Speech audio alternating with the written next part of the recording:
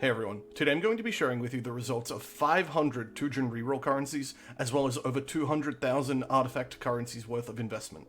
This experiment cost me 61 exalted orbs, and it took me 2.5 hours to complete, which I completed in 2 different sessions. The results of this experiment are going to be included in the description of this video as a spreadsheet, as well as a link to an unlisted video in which I share a 15-minute speedrun to show exactly what kind of pace you can expect when you're trying to go fast. So in the inventory tab here, you can see the 2 quad tabs worth of currency that I filled up. I started sorting this one, but then kind of gave up halfway through because I figured I'm going to keep filling it up and it's just going to get very messy as I ran out of space for stuff. But you can sort of see like valuable items littered in here and there. You know, there's a full socket resonator here. There's a cortex somewhere around here. There it is. But if you want a better breakdown, you should click on the Excellence Totals tab, and that gives you an excellence breakdown of all the items, including the quantity of each item, as well as the total amount of money we made with each one. So as you can see here, we've produced 1,400 stacked decks, 945 Chaos Orbs, 8 Raw Exalted Orbs, 1,200 Fusings, 600 Orbs of Scouring, 1,700 Orbs of Alteration, so on and so forth. Now if you scroll down here, you'll just get the other items that kind of were included in my totals, but not in the excellence breakdown, and those are the heist contracts. There were 3 blueprints that were worth picking up, replica or unusual gems, about 50k worth of rogue markers, and then 2 cluster jewel bases, which, you know, are going to sell for a non-insignificant amount of money. Now this is the actual monetary breakdown, which is, I'm sure, what most of you are here for and interested in.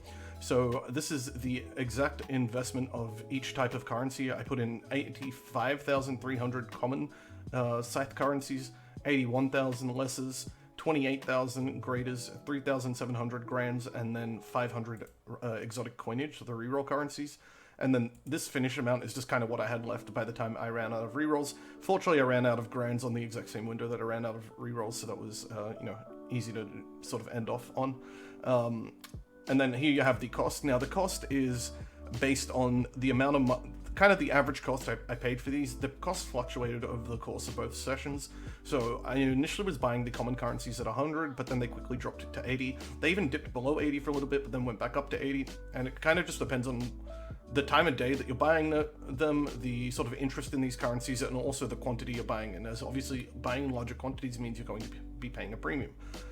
And so you can see that we've listed, just for the sake of this data, commons at 1 Chaos Orb for 80, lessers for 1 Chaos Orb for 52, greaters for 1 Chaos Orb for 100, grand 1 for 7, and then reroll 1 for 6.6.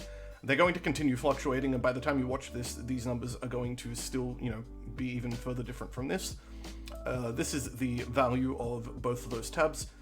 8,898 Chaos Orbs, and that leaves us with a profit of 2,231 Chaos Orbs, or approximately 20 Exalts. The profit margin, important to note, is 33%. So basically, whatever you invest into this strategy, you're going to be getting 33% more. So if you invest 100x, you can expect 133x. That's the easiest way to think of it. Now the time spent here was 150 minutes. I recorded myself for both sessions, and at the end of this video, I'm going to put in the description of this video, I'm going to include a link to a 15-minute speedrun session. I didn't want to include the whole thing because then it was going to take forever to upload to YouTube, and it was just going to be a nightmare to manage, and, you know, this is kind of annoying for me. So I figured I would just sit down and record 15 minutes worth of rerolls, and then we hit exactly 50 rerolls in that time. So you can sort of see that it all lines up perfectly. I seem to have a consistent pace of about 50 rerolls per 15 minutes. Although that said, it did take a lot of practice to get to that pace. The initial, I'd probably estimate 200 to 300 extra rerolls prior to this experiment, and my pace was a lot slower back then, so it's picked up a great deal. And then the other thing to sort of note is that my profit margin here, it's been consistently 33%, but that's because the artifact currencies initially were cheaper.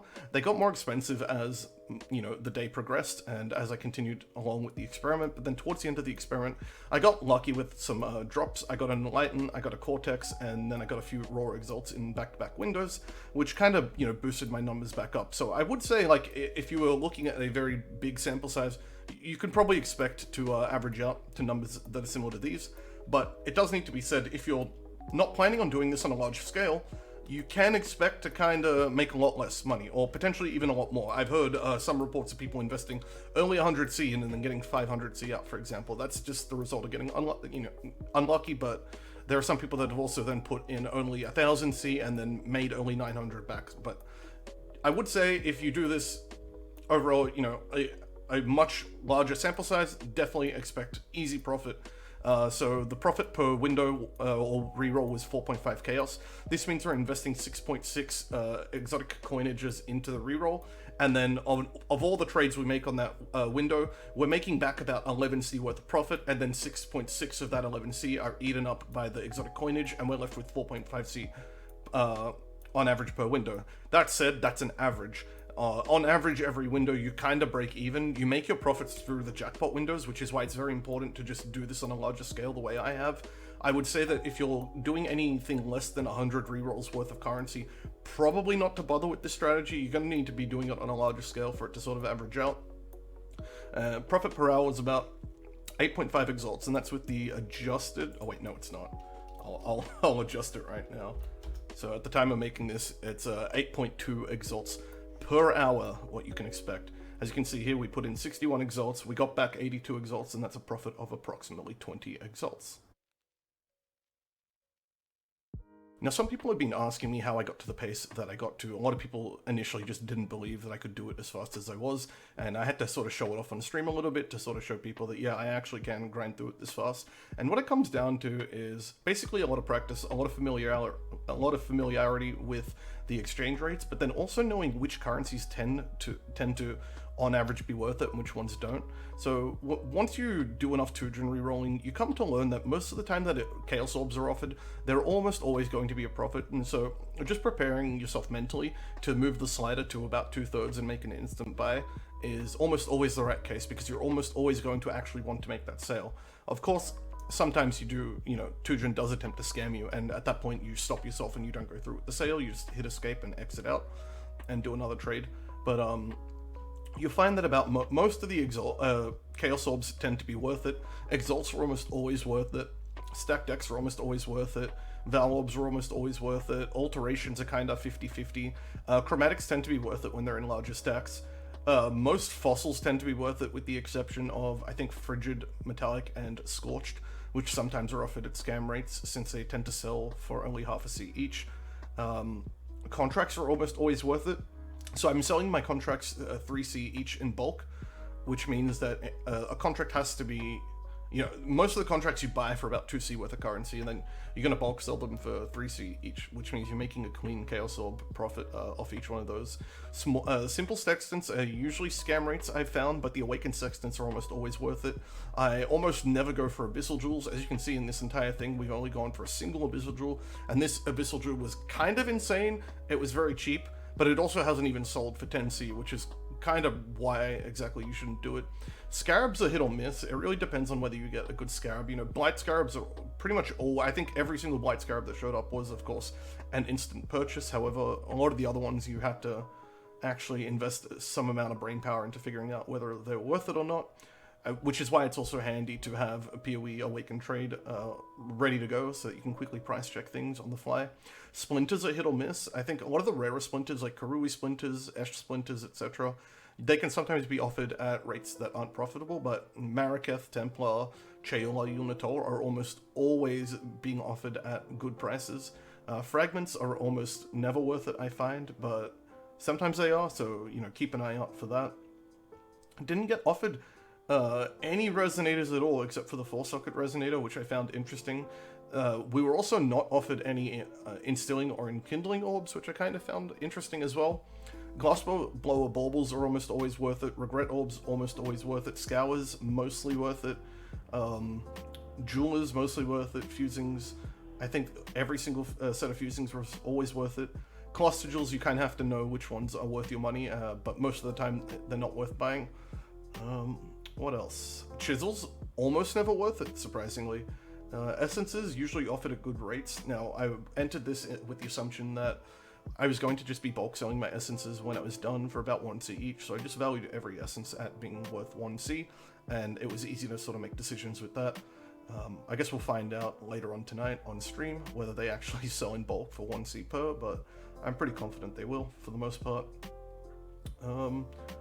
What else? Oh yeah, Exalted Shards almost always offered at good rates. I did have to give a miss to most oils. Oil prices don't really matter because usually, most of the time, people only want to buy one oil at a time, which means that having a stack of, 10 of a certain oil that's worth 1C each means 10 different sales, which is going to be kind of time consuming and really annoying, and you don't even want to waste the mental energy on 1C sales a lot of the time. There's no way to really sell them in bulk, so I tended not to purchase those when they were available. I didn't purchase currency or enchanted armament blueprints when they're available, even if they're at good rates, mostly because I tend to have troubles selling them on the TFT Discord, so it was easy to sort of give them a miss. Catalysts were hit or miss. I tended to only buy catalysts if they were at really good rates or if they were a rare type of catalyst like a prismatic or a fertile. The common catalysts were, fortunately for me, usually offered at scam rates. Orba Horizons are kind of a 50-50, you have to figure that out as you go. And it will also depend a lot on whether the common and the lesser currencies are selling, at certain rates, because they fluctuate quite a lot. They fluctuate up to, say, 25% in a given day, which is kind of hard to deal with, and you have to be aware of it ahead of time.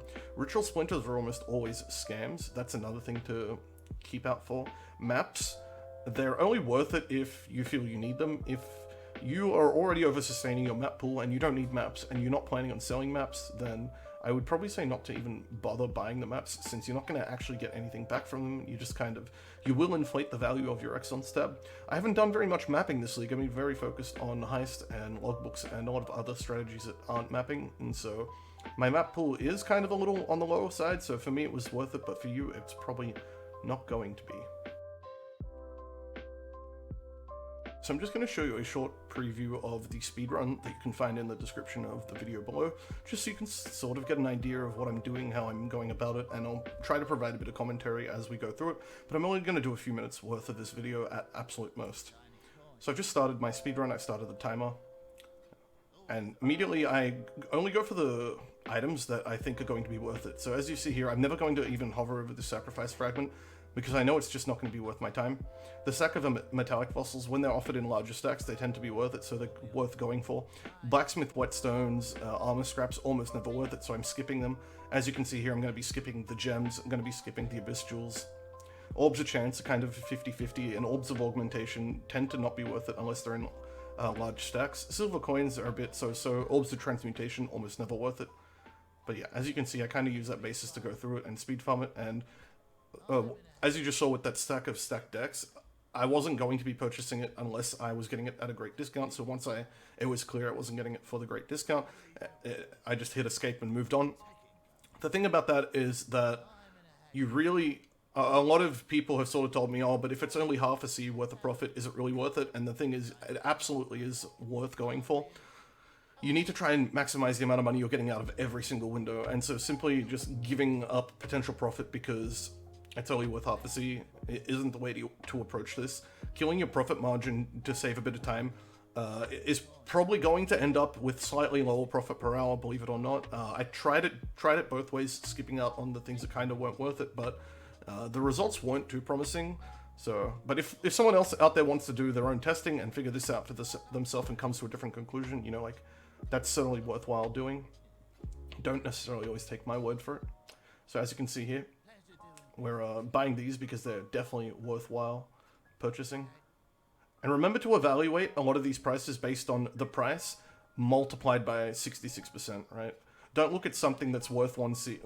If 1 Chaos Orb were being offered at, for example, 100 greater Scythe currencies, don't look at that as a break even. Look at that as 1/3 of a C profit, because you're going to end up discounting it down to 66 greater Scythe artifacts. As you can see here, we're just going through all the currencies we know are worth it. We're going to be skipping all the junk that is almost never worth it. Gems, augmentation, armor scraps, abyss jewel, etc. We just kind of keep going through. Now, I can already tell the Chayla splinters are going to be, yep, that's next on my list. It was a mistake to skip over the essences here, something I realized after the fact.